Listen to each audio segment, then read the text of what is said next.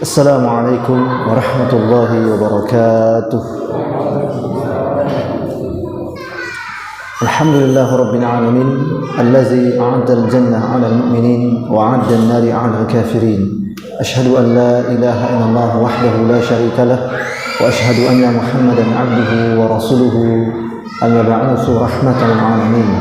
Allahumma salli wa sallim wa barik 'ala sayyidina wa habibina maulana Muhammadin wa 'ala alihi wa ashabihi wal mujahidin at-tahirin at-tayyibin wa man tabi'ahum bi ihsan ila yaumiddin. Qala Allah Ta'ala fi Kitabihil Karim, a'udzu billahi minasy syaithanir rajim. Bismillahirrahmanirrahim. Wa ta'awanu 'alal birri wat taqwa wa la ta'awanu 'alal itsmi wal 'udwan. Al-ayah sadaqallahu alazim. Ma'asyiral muslimin rahimakumullah, alhamdulillah kita senantiasa memuji dan bersyukur tiada henti kehadirat Allah Subhanahu wa taala, zat yang menjanjikan surga kepada orang-orang mukmin yang bertakwa kepadanya, dan dia pula zat yang menjanjikan neraka kepada siapa saja yang ingkar dan durhaka kepadanya. Salawat dan salam juga semoga senantiasa terkirimkan kepada Nabi dan Rasul, pemimpin orang-orang yang bertakwa, pemimpin para Nabi dan Rasul, pemimpin para mujahidin, sebaik-baik makhluk, sebaik-baik pedagang, Nabiullah Muhammad sallallahu alaihi wasallam. Juga salawat dan salam semoga tertuju kepada keluarga beliau, seluruh sahabat beliau, dan seluruh pengikut beliau hingga akhir zaman. Masyaallah muslim rahmatullah, pada kesempatan kajian fikih muamalah malam ini insyaallah kita melanjutkan pembahasan seputar akad atau kesepakatan atau deal dalam transaksi muamalah. Kita akan masuk kepada pembahasan tentang akad yang batil. Akad yang batil atau macam-macam akad yang batil. Jadi akad yang batil ini ada 3 macam ya. Atau sebelum saya masuk ke akad yang batil, sebenarnya kalau secara definisi akad yang disebutkan atau dijelaskan oleh para ulama, akad itu adalah ar-rabtu ijab bil qabul. Itu adalah ikatan ijab dengan qabul yang mutabbiqu lil ahkam syariah, yang sesuai dengan hukum-hukum syariah. Jadi sebenarnya kalau akad dalam pandangan Islam itu adalah ikatan ijab qabul yang sesuai dengan hukum syariah. Ketika tidak sesuai hukum syariah, maka sebenarnya itu tidak terkategori sebagai akad. Itu kalau bicara hakikatnya. Ya, kalau kita bicara syariatnya itu tetap disebut akad, tetapi disebut sebagai akad yang batil. Ya, akad yang tertolak atau akad yang tidak sah. Ya, akad yang batil. Tapi dari segi hakikatnya sebenarnya itu bukan akad. Kalau kita kembali pada definisi tadi, makanya kan ulama itu kadang-kala menjelaskan fikihnya dan syariatnya, kadang-kala juga menjelaskan hakikatnya ya di balik pembahasan hukum tersebut. Nah, jamaah rahimakumullah, akad-akad yang batil ini para ulama membagi ada 3 macam. Yang pertama, ada akad batil karena larangan terhadap akadnya itu sendiri. Artinya kita dilarang untuk bertransaksi seperti itu. Ya, jadi akadnya itu batil karena memang kita dilarang. Syariah telah melarang kita, mengharamkan kita berakad seperti itu. Mana contohnya? Ini contoh pada masa jahiliyah.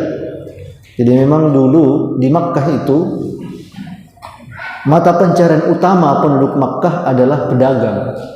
Karena Makkah itu satu negeri yang dikelilingi oleh perbukitan, ya, dikelilingi oleh bukit-bukit, sehingga di sana itu tanahnya tidak subur sebagaimana Madinah. Ya, sehingga mata pencarian penduduk Makkah itu umumnya adalah pedagang. Ya, sehingga mereka melakukan aktivitas yang disebut dengan at-tijarah atau al-bai'. At-tijarah bisa disebut juga al-bai', ya, artinya berdagang. Nah, pelakunya disebut dengan at-tajir, yaitu pedagang. Sampai ke Indonesia, kebetulan mereka kaya-kaya. Akhirnya kata tajir itu jadi masuk dalam bahasa serapan bahasa Indonesia. Tajir artinya orang yang kaya. Kamu orang tajir ya? Orang tajir, bapaknya orang tajir. Tajir itu artinya kaya. Karena memang pedagang-pedagang dari sana itu kaya-kaya. Nah, karena itulah maka ada banyak praktek pada masa jahiliyah dalam transaksi jual beli mereka yang ini secara tegas dilarang dalam Islam, sehingga dikatakan bahwasanya akadnya itu sendiri memang sudah terlarang, sehingga ini menyebabkan akadnya menjadi batil. Mana contohnya? Pertama, bai' al-munabadah, yakni jual beli dengan ketentuan bahwasanya sigot atau ijab qabul terjadi dengan cara saling melempar barang. Jadi ijab qabul itu ditandai dengan saling lempar barang. Nah, itu ijab qabulnya. Mungkin si A menjual barangnya kepada si B, itu mereka saling melempar barang. Ya. Kan jual beli itu diantara bentuknya adalah barter ya. Barter kalau dalam bahasa fikih itu juga disebut jual beli. Misalnya dalam riwayat Muslim Nabi mengajarkan az-zahab bil-zahab, al-fiddah bil-fiddah, al-bur bil-bur, asy-sya'ir bil-sya'ir, at-tamr bil-tamr, al-milh bil-milh. Sawa'un bisawa'in yadan biyadin. Ya, fa idza ikhtalafat hadhihi al-asnaf fabi'u ma syi'tum idza kana yadan biyadin. Tukarlah emas dengan emas, tukarlah perak dengan perak, tukarlah gandum dengan gandum, tukarlah jawawut dengan jawawut, tukarlah kurma dengan kurma, tukarlah garam dengan garam. Ya, kata Nabi SAW, sawa'un bisawain, sama jumlahnya. Yadan biyadin, kemudian tangan dengan tangan, artinya tunai. Dan jikalau berbeda jenisnya, kata Nabi, maka pertukarkanlah sesuka hati kalian dengan syarat yadan biyadin atau tangan dengan tangan. Sehingga dalam pandangan Islam itu terkategori sebagai al-bai' atau jual beli, pertukaran barang. Nah, pada zaman jahiliyah, di masa Arab pada masa jahiliyah itu mereka ada kebiasaan kalau menukar barang dengan barang lain itu saling melemparkan barang. Nah, ini disebut ini dicela dan dilarang di dalam Islam. Ya, dilarang dalam Islam. Saling melemparkan barang.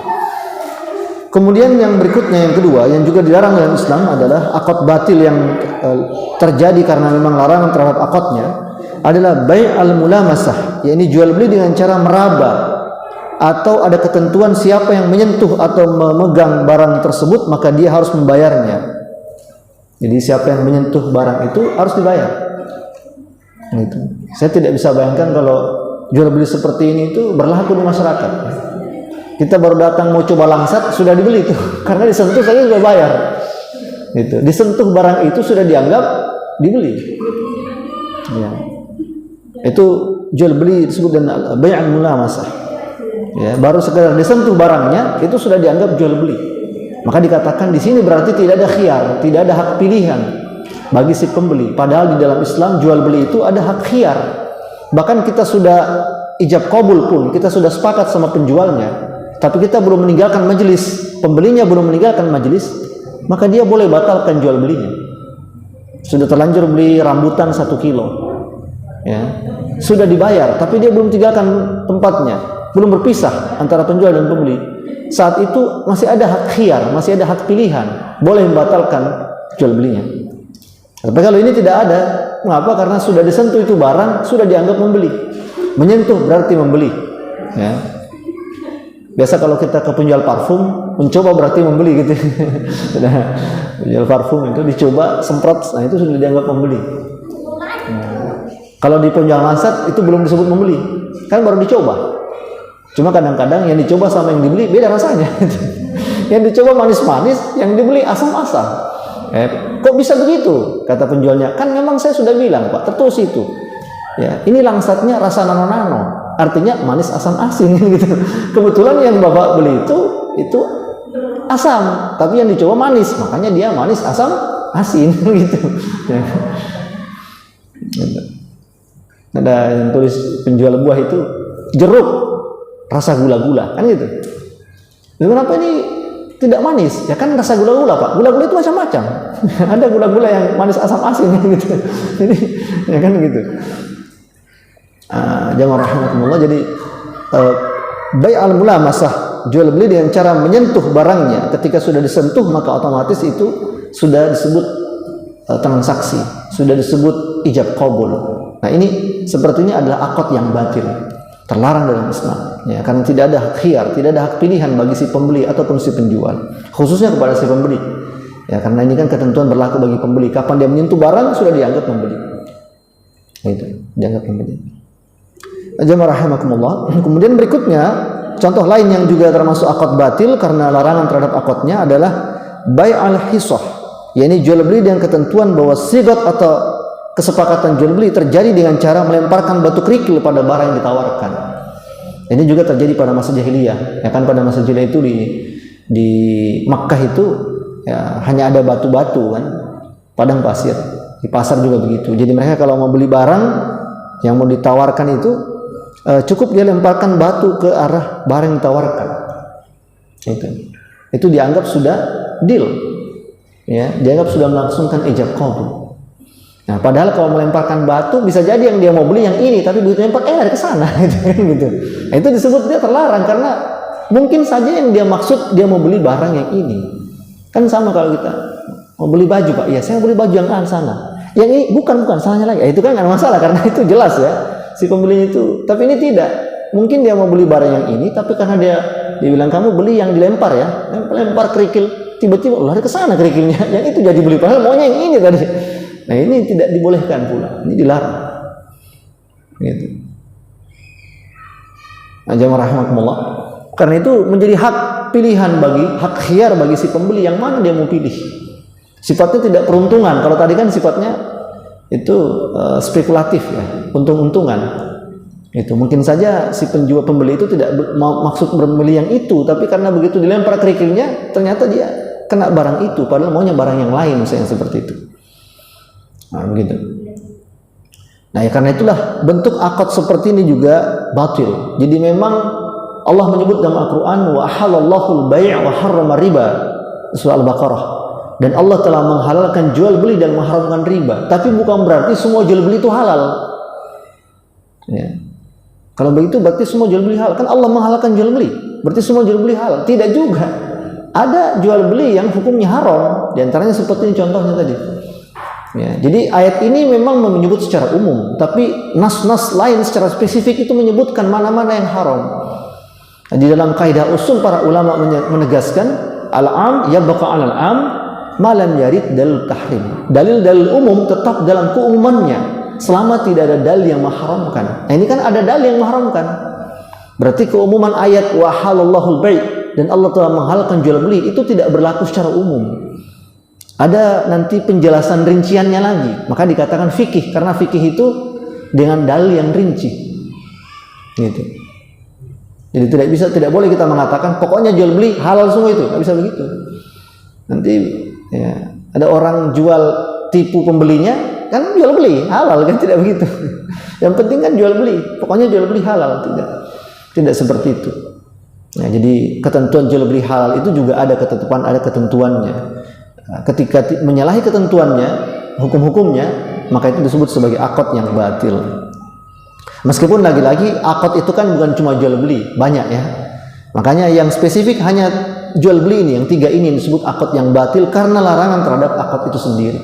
Sementara yang lain, yang jenis keempat, akad batil yang lain, ini adalah semua pekerjaan, semua bisnis, semua aktivitas, semua perbuatan dan semua benda yang hukumnya haram, maka berakad dalam perkara seperti itu disebut sebagai akad yang batil.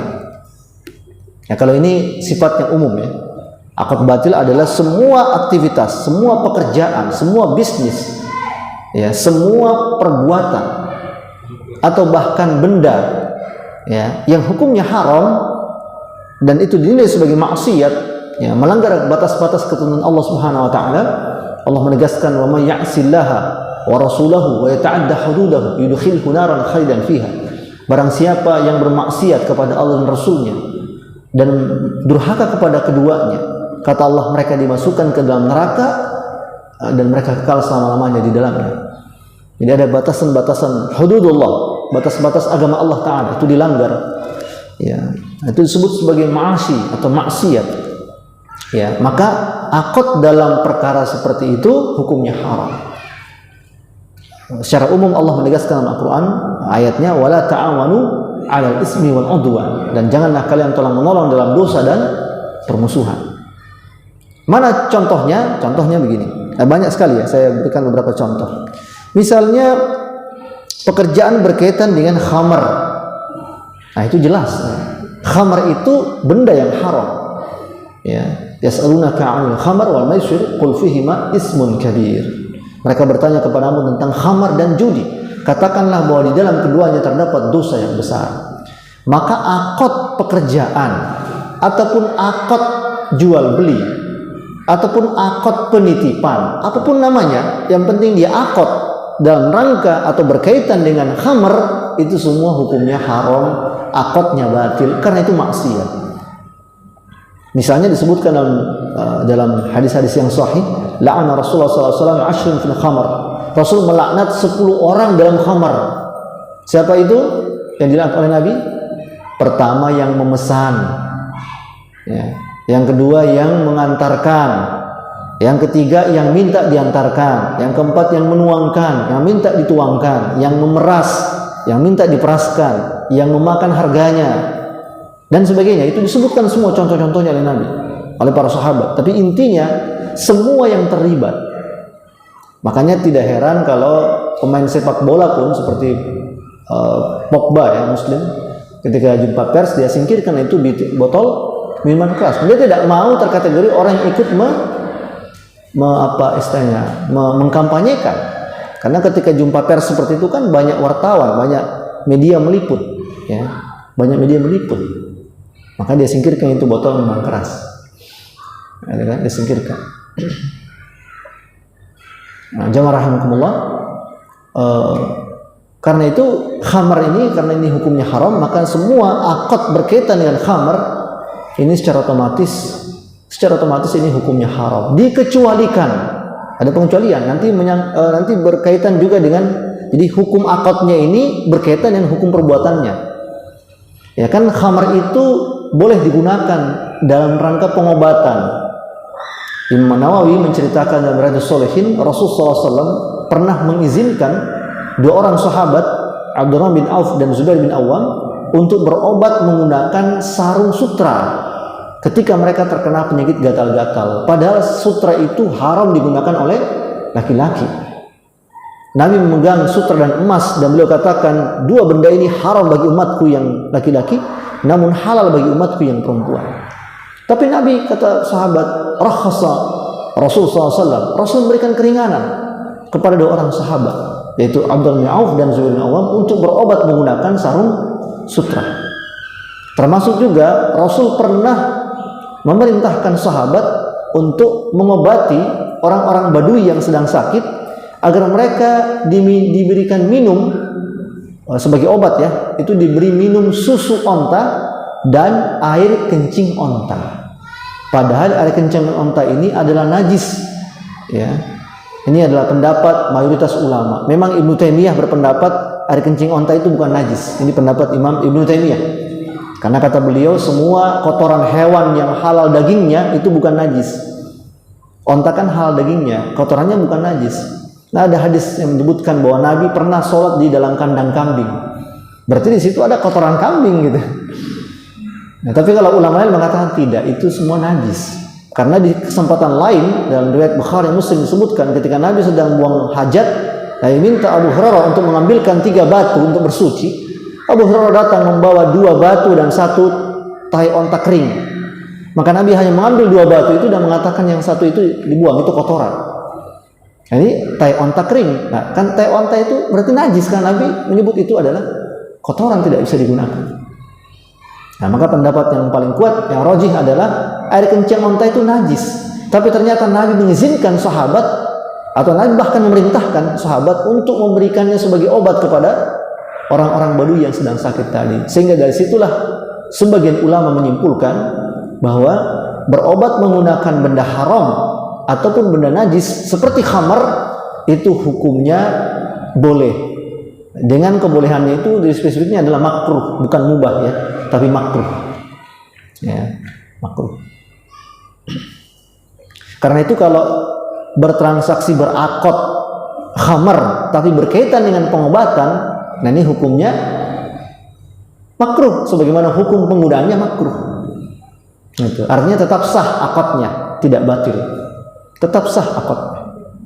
Ya, sebagai contoh misalnya dunia medis kita itu banyak menggunakan khamar, misalnya seperti bius, ya, bius untuk dipakai operasi misalnya, itu kan khamar itu. Karena itu adalah narkotik ya. Jadi bius itu kan narkotik, Pak. Narkotik itu khamar. Kullu muskilin khamrun wa kullu khamrun haram. Itu sepakat ulama. Semua yang memabukkan itu adalah khamar, dan semua khamar itu hukumnya haram. Gitu. Jadi semua yang memabukkan itu khamar, dan semua yang bukan itu khamar, dan semua khamar itu hukumnya haram. Narkotik itu khamar, tapi dipakai untuk operasi.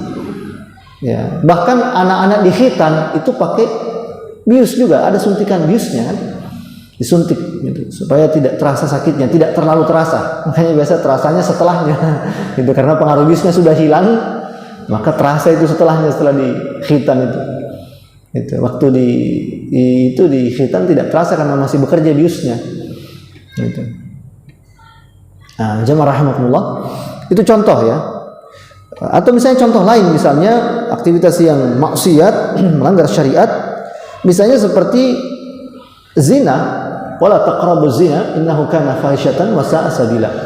Dan janganlah kalian mendekati zina, karena zina itu perbuatan keji dan satu jalan yang buruk.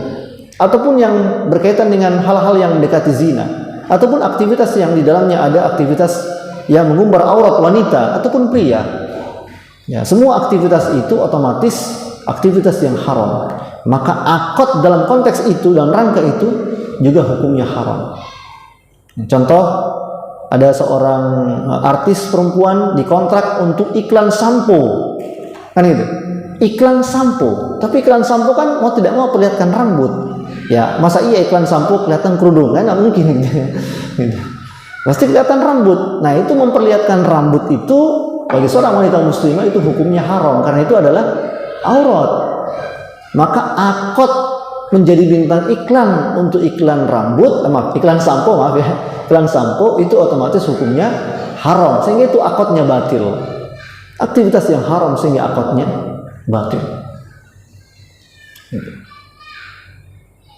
Nah, kalau yang syar'i itu misalnya seperti iklan perempuan, iklan kaos kaki, nah itu syar'i. Ya, kan yang disorting juga cuma kakinya, itu. Kakinya sudah ada kaosnya kakinya kan. Ya, jadi kakinya itu bukan kelihatan, pakai kaos kaki ya. Itu baru difoto. Dia bilang, saya sudah jadi bintang iklan. Iklan apa? Saya nggak pernah lihat di TV. Oh ya memang, karena cuma iklan kaos kaki. Makanya yang disorting cuma kaki saya itu. Kaki saya itu waktu nonton, coba nanti malam tuh ada iklan itu. Kaki masa? Iya kaki saya itu, nggak percaya. Gimana percaya, cuma kakinya yang kelihatan gitu. Saya iklan kaos kaki. Gitu. Cuma yang kelihatan kakinya saja. Gitu. Nah, jadi seperti aktivitas ya tadi mengumbar aurat, ya, apalagi seperti zina, ya itu jelas ya akadnya batil. Terus bagaimana dengan apa ya, aktivitas para artis gitu, aktor film segala macam, penyanyi, ya bisa lihat aktivitasnya seperti apa, ya. Bapak Ibu sekalian nonton di TV, bagaimana aktivitas mereka? Mengumbar aurat, ya, bercengkrama, ikhtilat, campur baur, lagi perempuan, itu semua aktivitasnya haram. Itu aktivitasnya haram, maka akadnya juga, kalau berakad di situ, bekerja sebagai pengisi acara, tampil sebagai penyanyi, ya, atau bekerja sebagai artis film, acting sama suami orang, atau sama istri orang gitu. Itu. Kemudian pegang-pegangan dan seterusnya, itu aktivitas yang haram. Tadi masuk taqrabuz zina, mendekati zina. Maka kontrak kerja sebagai pemain film di situ otomatis hukumnya haram, akadnya batil. Itu akadnya batil. Gitu. Akadnya batil. Jamaah rahimakumullah, itu contoh ya. Jadi saya kira banyak sekali di masyarakat. Atau misalnya hal lain, misalnya seperti riba. Ini mungkin yang paling banyak ya. Ya, aktivitas riba ini memang akadnya batil. Karena disebutkan dalam hadis oleh Nabi SAW, la'ana Rasulullah SAW akilu riba wa mukilahu wa katibah wa syahidan wa qalahum sawa'un. Nabi melaknat 5 orang dalam riba, yang makan riba bank, yang memberi riba, yang ngutang nasabah, kemudian yang mencatatnya, atau karyawannya, ya, bank dan sebagainya. Kemudian dua saksi di antara mereka, waqala hum sawa'un. Nabi mengatakan mereka semua sama saja, sama-sama terlibat dalam dosa riba. Bahkan seseorang yang menerima bantuan dari bank lalu diharuskan dia memajang logo bank pada usahanya dan seterusnya, itu juga tetap hukumnya haram. Karena itu berarti dia juga mengajak orang pada transaksi riba. Gitu. Jadi ya kalau ini ya memang ya, sangat marak di masyarakat ya. Sangat, bahkan kalau kita lihat banyak lembaga-lembaga baik itu mungkin negeri ataupun swasta yang memang spesifik dia dikontrak untuk tugas seperti itu. Mungkin dia PNS biasa, tapi dia bekerjanya di, katakan misalnya di bagian untuk bagi modal-modal usaha kepada UKM. Dia PNS biasa, tapi dia akad kerjanya sebagai itu. Tugasnya adalah membagi bantuan modal usaha kepada UKM. Yang bantuan modal usaha itu pakai bunga. Nah itu riba juga. Meskipun sebenarnya dia PNS biasa gitu. Tapi akadnya seperti itu dia kerjanya. Atau dia akadnya sebagai manajer perusahaan, tapi dia yang membidangi masalah itu, masalah bantuan modal usaha kepada UKM yang di dalamnya itu ada tambahan dari pinjaman modalnya. Cuma dikatakan ini biaya administrasi, ini biaya apa, padahal itu ya tambahan juga, itu bunga sebenarnya. Itu aktivitas riba. Ya. Sehingga akad seperti itu ini batil. Ya, sama halnya dengan misalnya showroom mobil. Nah, salesnya itu menawarkan dia karyawan showroom mobil. Tetapi ketika dia menawarkan barang atau jual mobil itu kepada calon-calon konsumen, calon-calon pembeli, customer, itu dia menawarkan harga kredit. Bahkan kalau cash itu inden. Makanya kalau ada PPNBM 100% itu ditanggung sama negara selama 3 bulan, tapi kita mau beli mobil baru juga harus inden dulu, menunggu dipesan dulu, datang nanti 3 bulan 2 bulan baru datang. Tapi kalau kredit langsung ada barangnya. Itu aneh juga ya. Kalau cash itu lama baru datang barangnya, tapi kalau kredit langsung datang itu barang. Ya, karena kalau kredit untungnya jauh lebih banyak, ya, dan mereka tidak ada ruginya. Karena Anda tidak bayar, Anda bayar tepat waktu kena bunga, terlambat bayar kena denda, mau lunasi cepat kena penalti. Jadi maju kena, mundur kena. Ya, gitu. Bunga, denda, penalti itu semuanya riba. Ya, ribanya pangkat 3 berarti ya. Ya, pangkat 3. Karena Anda bayarnya tepat waktu itu kena bunga, terlambat bayar kena denda. Mau lunasi cepat-cepat, ini kan mobil dicicil selama 5 tahun. Cicilannya 2.500.000 per bulan. Alhamdulillah baru jalan 2 bulan saya melunasi cepat karena ada rezeki saya. Itu saya melunasi cepat. Ya, jadi supaya saya tidak perlu cicil tiap bulan. Boleh Pak, tapi kena penalti. Gitu. Penalti itu tambahan lagi dari pokoknya. Gitu. Jadi makanya ya tidak bisa selamat. Ya. Tapi yang bisa bayar cash cepat, nah itu lebih bagus. Karena otomatis dia tidak berlama-lama di dalam transaksi riba. Gitu. Nah, langsung kan. Gitu. Makanya tadi pagi juga saya ngisi cara gathering properti syariah.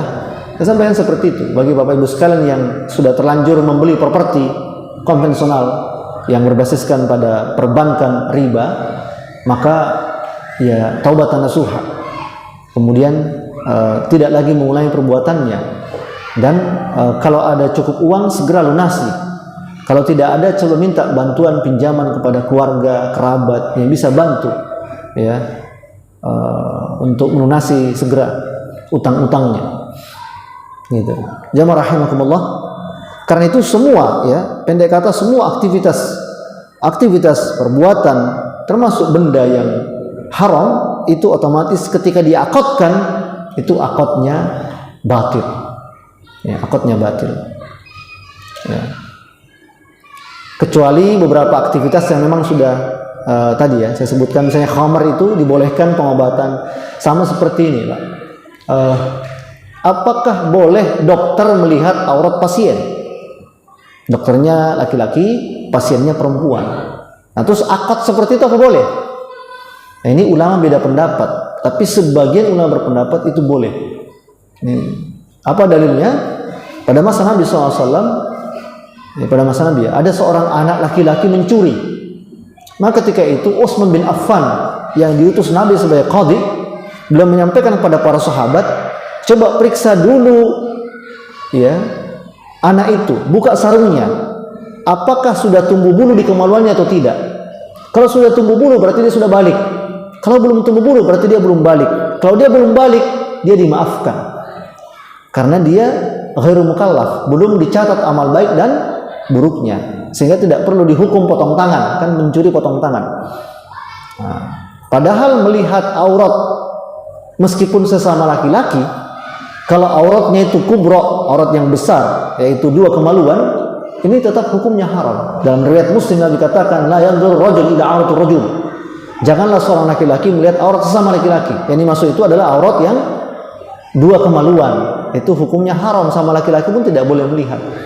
Hukumnya haram. Tapi aktivitas ini meskipun haram, tapi dibolehkan karena dalam rangka untuk ahkamul bayyinat, hukum pembuktian dalam pengadilan. Maka berdasar, dan peristiwa ini itu diketahui oleh semua sahabat dan tidak satu pun di antara mereka yang mengingkari ya perintah Utsman bin Affan. Berarti mereka berijma, bersepakat ya. Yang kesepakatan para sahabat itu disandarkan kepada sunnah Nabi SAW. Bukan karena bukan karena akal mereka, tidak, tapi itu disandarkan kepada sunnah Nabi SAW. Berarti semua aktivitas yang di dalamnya ada hajat syar'i itu dibolehkan. Maka dokter laki-laki memeriksa pasien perempuan itu hukumnya boleh. Melihat auratnya ya, boleh. Maka akad dalam rangka seperti itu, dokternya memeriksakan ya, dengan akad ijarah ya. Akad ijarah, dokter memeriksa pasien perempuan lalu kemudian ada dibayar uang pemeriksaannya segala macam. Nah, itu hukumnya boleh. Karena aktivitas melihat aurat di sini dalam rangka untuk pengobatan ini hukumnya boleh. Itu jadi memang nanti akan sangat berkaitan dengan hukum perbuatannya. Kalau perbuatannya itu boleh, maka akadnya itu dari sisi perbuatan itu sudah boleh. Nanti kan banyak faktor lain yang ditinjau ya, bukan cuma sisi perbuatannya, tapi ada rukun-rukunnya juga. Itu akan kita bahas lagi nanti pada kajian berikutnya. Tapi intinya bahwa semua perbuatan haram itu secara otomatis akad berkaitan dengan perbuatan itu, transaksi yang berkaitan dengan perbuatan itu otomatis juga hukumnya haram. Meskipun lagi-lagi di sini juga tidak juga istilahnya begini ya, bukan juga dipukul rata ya. Misalnya seperti ini, contoh begini ya. Bagaimana hukum orang yang jual baju pakaian dalam, ya bikini misalnya perempuan, bikini perempuan atau pakaian dalam laki-laki? Bagaimana hukumnya jual pakaian seperti itu? Jualnya di mana? Di Bali pula dia jual itu. Nah itu bagaimana? Atau di tempat lain misalnya. Nah, katakanlah bukan Bali, tempat lain ya, jual pakaian dalam. Ya hukum menjual pakaian seperti itu hukumnya boleh. Bahwa nanti orang itu dia mau pakai itu jalan-jalan ke pantai, itu yang melanggar atau berbuat maksiat si yang beli itu. Kecuali si penjualnya sudah tahu bahwa orang yang beli ini dia mau pakai tadi. Misalnya di Bali tadi ya, jualnya di Bali, yang datang beli turis, ya kan? Turis yang datang beli. Ya, beli bikini sama si penjualnya, maka kalau dia tahu bahwa saya ini pembeli saya mau pakai untuk jalan-jalan di pantai, maka itu hukumnya haram. Tapi selama dia tidak tahu, ya ada orang datang beli pisau, ya atau datang beli pisau ya, misalnya mau Idul Kurban, mau Idul Adha, ya, saya mau beli pisau nih, mau sembelih, oh ya, tahu-tahu yang disembelih istrinya, bukan hewan kurban, gitu ya. Cuma kan bilangnya saya mau sembelih. Mau Idul Kurban, mau sembelih saya. Sembelih kan ya. Disangkanya mau nyembelih hewan kurban, nyata nyembelih istrinya. Nah si penjualnya itu tidak berdosa. Ya, dan akadnya tidak disebut batil. Kenapa? Karena si penjual ini dia tidak menyangka bahwasanya itu untuk dipakai maksiat. Sehingga dari sisi akad itu tetap sah dan tidak batil. Nah, intinya begitu ketentuannya. Mungkin nanti bisa dikembangkan dalam diskusi kalau ada yang kurang jelas. Saya persilakan jamaah sekalian yang mengajukan pertanyaan seputar tema akad yang batil ataupun luar tema juga boleh. Fadhol, saya persilakan.